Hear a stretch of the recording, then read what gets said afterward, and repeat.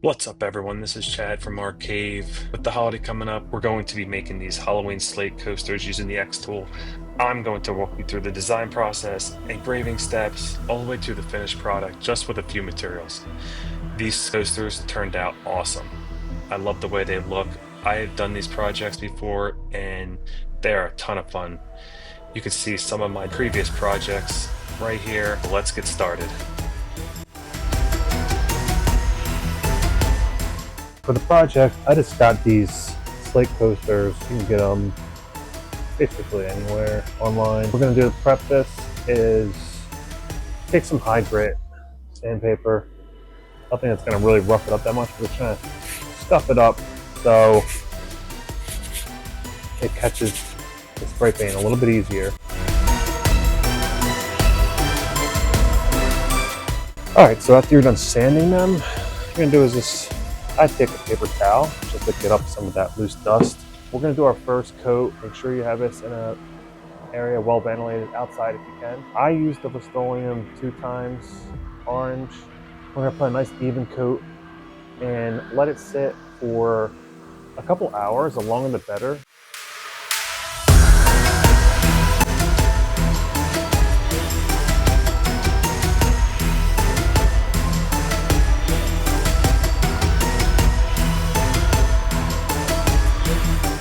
Okay, so what we're going to do is work on our design that we're going to engrave on our slate coasters. And I use Canva basically for everything before I upload into Xtool's Creative Space. So we're going to create our template.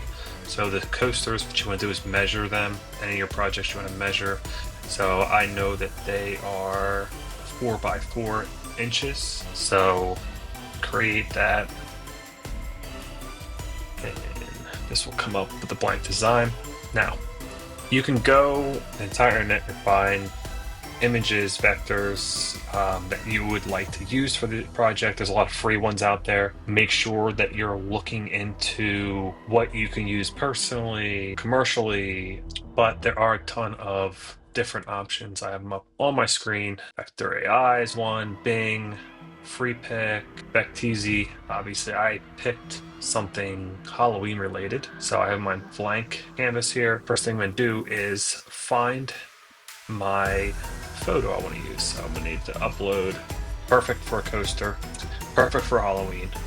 What is important here is anything that's black is going to be engraved. So you're going to edit the image. Some are easier than others.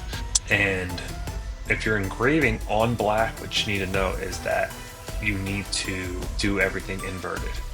So we'll adjust this image first by just inverting it.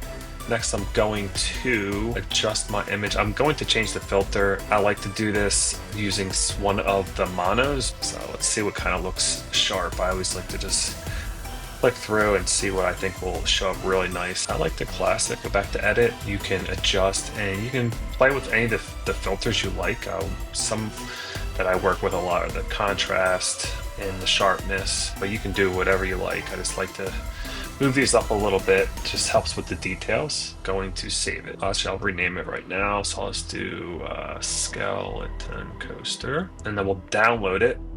We're gonna move this all the way up here. It'll download as a PNG. Next up, we'll go right into the Xtool software.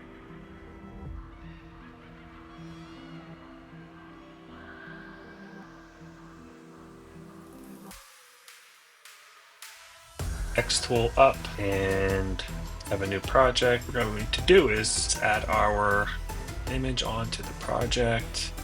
Yes, we will scale to fit it. I'm actually going to eliminate some of the dead space here. And then we'll scale to fit it, the entire coaster. I like to do this actually when I have it hooked up to the machine. We don't yet, but we will shortly. We're looking for our width to be 4 inches, and it'll adjust from there. In terms of our settings for when we engrave this, I'm going to do IR. Okay, I like to do Jarvis. Dot duration 1000. We'll do 60% power. Do 318. for DPI, and then I'll do 2 passes. So we got this set up. I'm going to get this thing connected to the X tool, and then we'll go ahead and engrave our coasters. My tile set up. I've got my image on my X tool create space. I'm just going to get ready to frame it. I already did a little bit of adjusting, but I have this set up where it should be pretty good. Okay, that's looking pretty good. And my settings that I did show you. So let's get ready to process it.